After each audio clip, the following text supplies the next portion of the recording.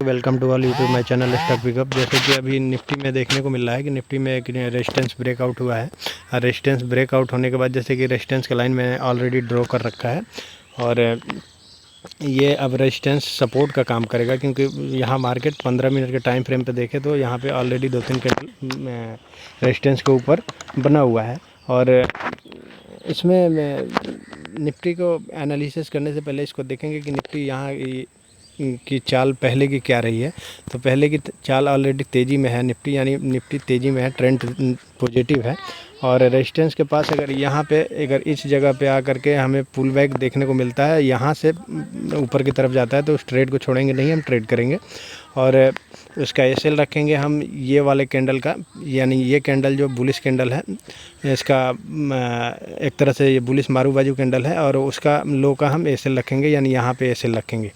और यहाँ पे अगर इस रेंज में हमें बाय करने को मिलता है तो यहाँ से बाय करके जाएंगे और यहाँ से मोटा मोटी निफ्टी में 200-250 पॉइंट की टारगेट मिल सकती हैं, जो कि बड़े आराम से वहाँ से ट्रेड करके उसको कमाया जा सकता है यहाँ पे प्रॉफिट। तो निफ्टी में ब्रेकआउट देखने को मिला, तो ब्रेकआउट पे ट्रेड कैसे करने हैं ये आपको समझा चुका मैं।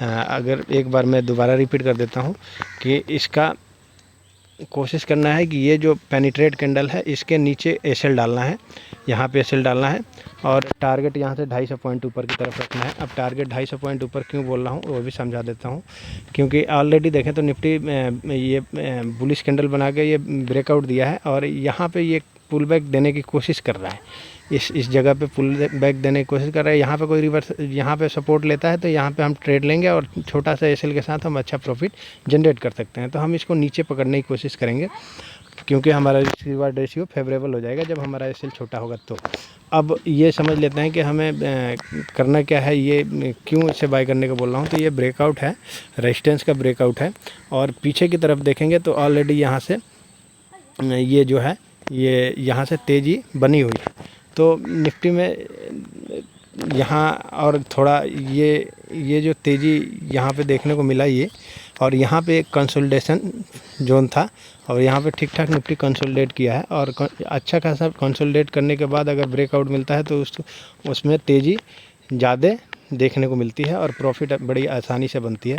तो यहाँ पे क्या करना है कि इस पेनिट्रेट कैंडल का ये जो पेनिट्रेट कैंडल है इसका नीचे का एसएल डालना है और यहाँ पे पकड़ने की कोशिश करना है इस रेंज में। यहाँ पुल बैक यहाँ से पुल बैक मिलेगा तो और अच्छा ट्रेड बनेगा।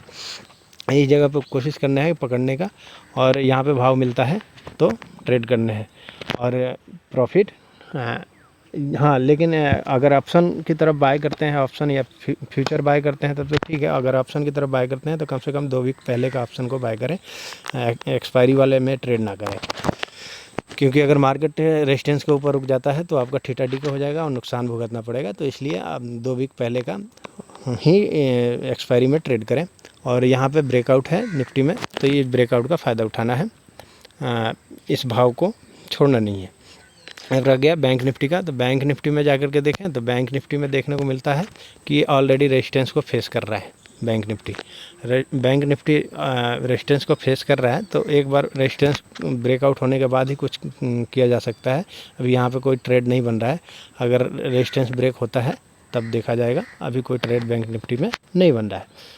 तो बैंक निफ्टी और निफ्टी पे ये एनालिसिस था। अगर अच्छा लगा तो लाइक करें, सब्सक्राइब करें, शेयर करें और कमेंट करें। जय हिंद, वंदे मातरम।